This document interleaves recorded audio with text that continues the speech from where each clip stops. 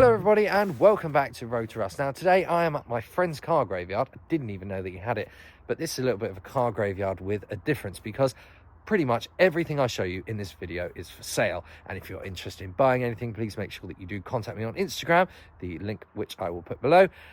But for now, let's get on with it and I will show you some of the really cool things that are laying around this yard. And let's start off over here.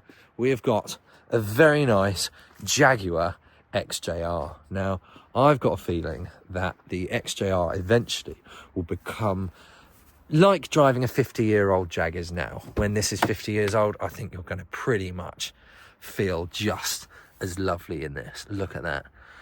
A bit of a unusual choice, I think, the white leather with the black insides, but it's got that lovely wood trim, hasn't it? Oh, that is just such a nice car. 143k, big supercharged engine in these.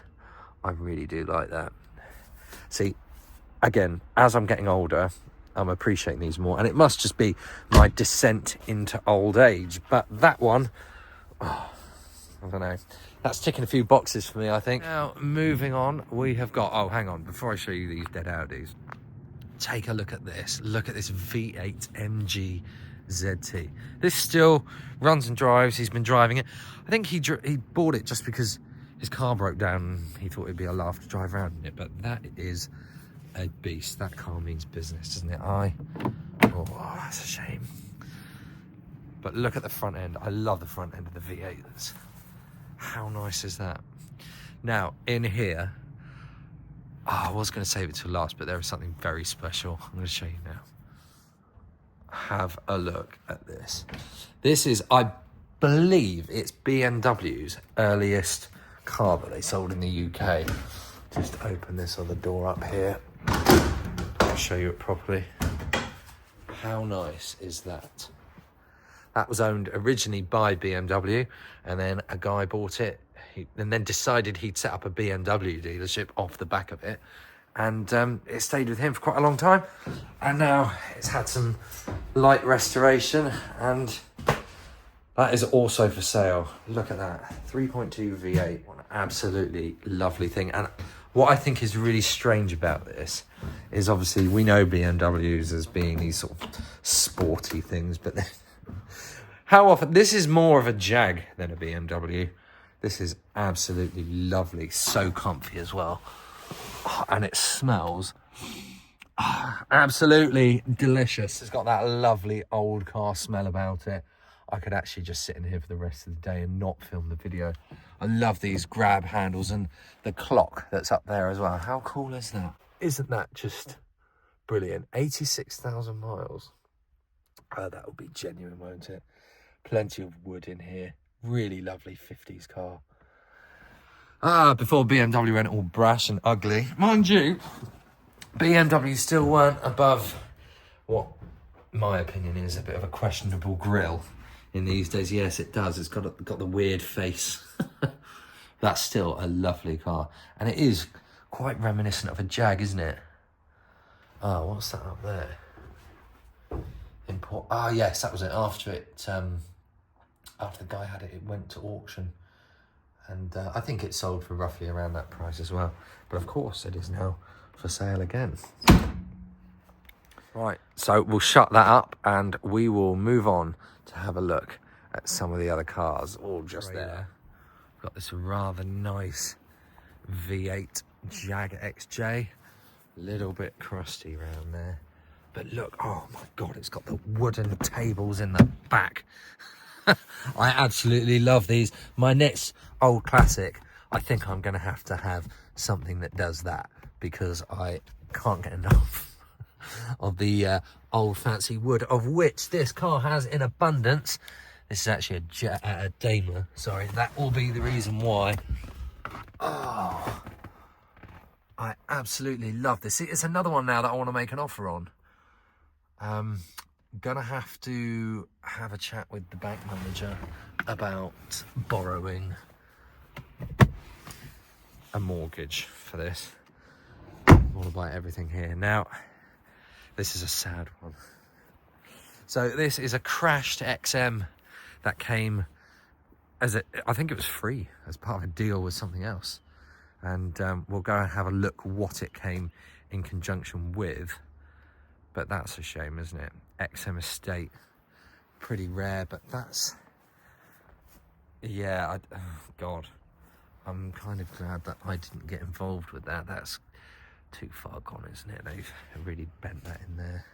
And the pallets that were on top of the roof blew off, so now it's just gonna have got wet inside.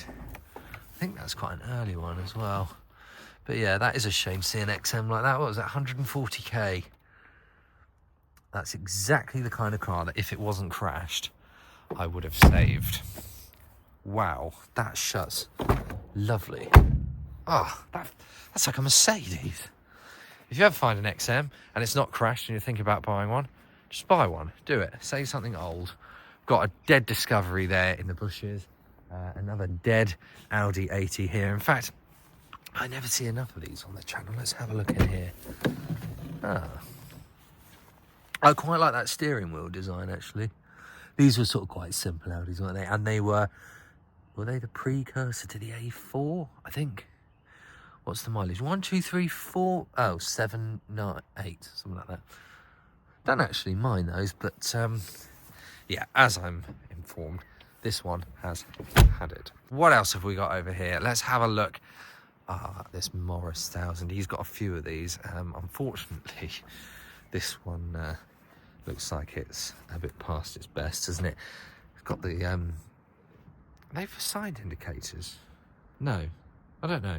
A vent, someone will tell me. Oh Christ, there's nettles growing in there. Yeah, not going to be buying that one. I mean, you might want to buy it, of course, and if that is the case, as I said, do message me and let me know. We have got a Nissan Bluebird over here. Now, when was the last time you saw a Bluebird? These just do not exist on the road anymore. There were loads of these when I was a kid as well. Absolutely everywhere you looked, there was a Bluebird, and now they are dead. 144,000 miles. I am told this one does run and drive. In fact, it should still go through an MOT. Looks like it's got a bit of a soggy floor, though. I don't know where the rain would be coming through on that, though. Maybe a man with a bit more knowledge than I on a Bluebird could get that out of here and save it. Now, if you look in the bush there, there's a dead RX-7. This car has only been here for 4 years, and look at the state of it. It was meant to have been left here for a week, and it stayed and it never left. And when it came in here, it ran as well. Oh my God, I can't believe that. For a B-Reg as well, it's a really early example of an RX-8, and it's going to have to get scrapped. There is no way you can bring that back. Oh my God. Let's just have a second look again. I honestly think that door, yeah, look. I'll put the, oh my God, yeah, that door's just hanging off.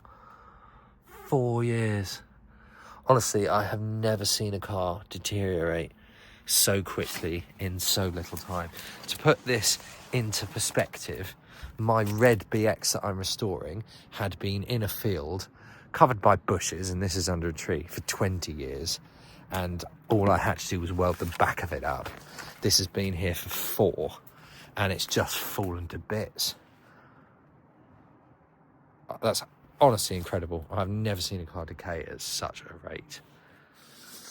Right, let's go around here and I'll show you this lovely Volvo 740, which you might be seeing on the channel soon again, actually. Oh, I've fallen in love with it. It's so nice. Take a look at this. Well, it's tan leather, heated, 56,000 miles on that as well. Now, I was told to have a look under the engine bay, so that's what we're going to do. Door's a little bit creaky. I had a 740 once. It was an estate, and it was an experience. But this one seems really lovely. Oh, wow, look at that. How clean is that? I think I might be ending up driving home in a different car than I arrived in. It does need a little bit of work, that I'm told, but the MOT history on it looks good. And this side needs a little bit of attention. But how good is the bodywork? It's still got tyre shine on it. I think it was driven here quite recently. But that is one that I'm really considering rescuing out of here, because how could you not? You couldn't just leave that there. 50,000 miles on one as well. I don't know. To me, that feels like a bit of a unicorn car. And it's definitely giving me that feeling of a future shitbox. Oh no. Well, I won't be going in it anywhere if the door doesn't shut. Right. We'll figure that out later. I don't know why it's so misty today. Kind of feel like I'm in Scotland, but yeah, that's late December. Oh, right.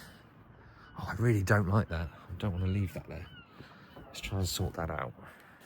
Okay, and this is the car that I saw on Facebook Marketplace, and then I saw the seller and I was like, hang on a minute. So this is currently for sale, this XM. I don't think it needs anything particularly doing. It turns over but doesn't fire. It needs something to do with the fuel system. That's quite a minor thing. It's already had the bulk of what it needed done, and it will go again.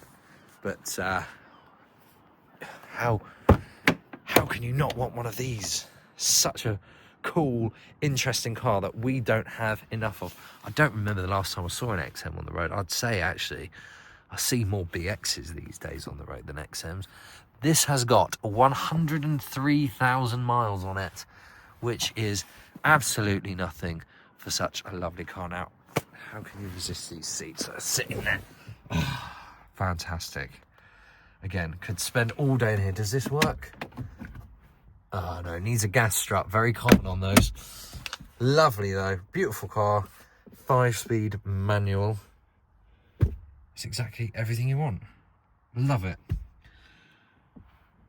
I would have said that I would have bought that, but I might have another XM during my life at some point soon. So no, I will not touch this one, but by all means, as I say, if it's something that takes your fancy. Now, this is exceptionally rare. I didn't even know what this was when I turned up.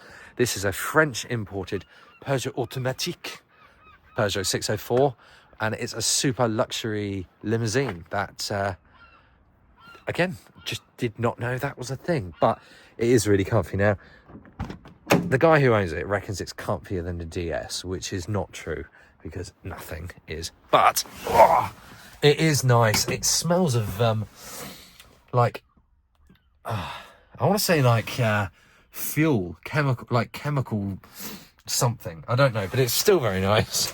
Oh, I love that keyring. Look at that. I wonder if is that an original keyring from France? Yeah, it is. Wow. Paris. It is a bit echoey in here, but yeah, 107, that's kilometers, isn't it? So it's a really low mileage one as well, but again, it's for sale. If someone wants it enough, go and buy it. Now, oh, hi horse. There's two Jaguar Mark 10s here, which I sort of had my eye on, but hang on, I'm going to go and say hello to this horse. You all right? Hi. It's an interesting haircut. Anyway, we've got this Jaguar Mark 10, which I love the colour of. I think it's been repainted quite a few times. Sadly, the interior is a bit shagged. The floors are wet, and I don't know. It's not... there's an actual mushroom. There's an actual mushroom growing out of the floor there, which is one that I can't say that I found before. But yeah, this is soaking, which is a shame. There's a hole down there as well. It does need some love, but I am told they both run. That one just needs the fuel. Well, the fuel tank's been cleaned out. It needs to go in it. And this one, I'm not so sure. But now I found one of these in a video that I did with Adam C and Colin, and it was the I think the earlier one, isn't it? The 420G, or the later one, I don't remember. But, and I said, oh, that's a very prime ministerial car. And, oh, I stand by it, and look, I could buy this because it's got the wooden trays in the back that I want. They don't seem to be doing much though, so maybe they're a bit stiff. But yeah, lovely old Pimp-mobile that is. Right, let's have a look at the other one. If your name is Snoop Dogg and you sell hookers, this is the car for you with its lovely tiger print interior. Now, this is one that I was considering buying. Don't know if I should. Bit of an odd one, that one, but still. Nice Mark 10 Jag, huge thing. Wouldn't see the Prime Minister driving around in this one, I don't think. Not unless it was like, I don't know, the Prime Minister of Jamaica. It's a bit Ali G, isn't it? But what a weird choice to do that in. Not very befitting of a Jaguar, if you want my humble opinion. But I think the interior underneath isn't so great. But look, it's it doesn't look too bad, given the age of it, of course. What the hell is this? Chav. Look at this. This is a car that you won't see. In fact, I don't think that they sold them in the UK at all. This one came over from France. This is a Mazda 929. I'm so tempted. He's told me the price that I could have this for. And I'm so tempted to just leave in it. So let's have a chat about this. This is a Mazda 929 and it is the 80s through and through on 328,000 kilometers. Okay, that changes my feelings on it a little bit. This is just such a cool rare car, and these really, I don't know, it's very citrony. I think it's making a little noise. Oh, it's got life. Oh, what's going on? I guess that's the pop-out headlights. Oh yeah, they're on. In fact, it seems to be coming more into life. Off. I don't know. Well, it's got life, so I might put a jump pack on that and see if it fires up in a minute. But what a cool thing. It's so retro. Have a look there. The vents on the side. The brown sunroof that casts 1984 down onto your head. That is lovely. Very pointless back seats. You've got leg room for a gnat. But I love it. I really do think that's cool. It's a bit strange. I think that this side is a bit more simple compared to the driver's area. But I love that so much. Let's go and have a look at the front. I think you'd really enjoy that. If you haven't seen one before, and I'll assume you haven't. Proper pop-up 80s headlights. Now, because this came from France, I think I'd be rather tempted to paint those yellow so I could feel like I was driving an old SM, but very nice. Too bad in here, is it? A little bit crusty there, but I've definitely seen worse. And these pop-up headlights, oh, that's such a charming car. Really do think that I could drive home in this, and I just have to resist the urge. I'm not going to do very well. I can tell I'm going to end up buying something. I've just seen this, look. Auto-adjusting suspension. This is a Japanese-French car. I absolutely love it. I think I'm going to have to put an offer in. There is an Impreza WRX. Let's go and have a look at that, because everyone loves an Impreza, although it was a blob eye, so people hate it now. Is it open? Yes. Cool, I don't mind these. They go brrr, and that's basically all I can tell you. I've got a mate who's got one, and he just drives it around like a chav, because he is one. So, did we look in there? No, that looks very nice in there. Let's go and have a look at that. I am told that this is the same engine that is found in the E-Type, these 3.2s. So let's take a look at it. Oh, now that is lovely. I wonder if that's an original colour, or maybe that's an original colour. God knows what the original colour is. In fact, no, it would be gold, wouldn't it? Maybe it would be sort of roughly the same colour as that. I'd say I do prefer this blue shade a bit more though. Right, moving on here, we have my Citroen BX. That is not for sale, but we do have this TVR. This is a pre-facelift, and I believe it's had a whole bunch of chassis work on it. Now, you get in a TVR under the mirror, don't you? But that's not going to do it because the battery is dead. So I don't know how we're meant to get in there to see that, but oh, that's a shame because it's they've got such wacky interiors, haven't they, the old TVRs? Right, anyway, unfortunately, because I can't show you that, what I can do is go in here and show you the cars that are in the workshop. Through the doors of the workshop, we have this rather fancy little body kitted MGT. Now, my dad had one of these. In fact, this roof looks brand new.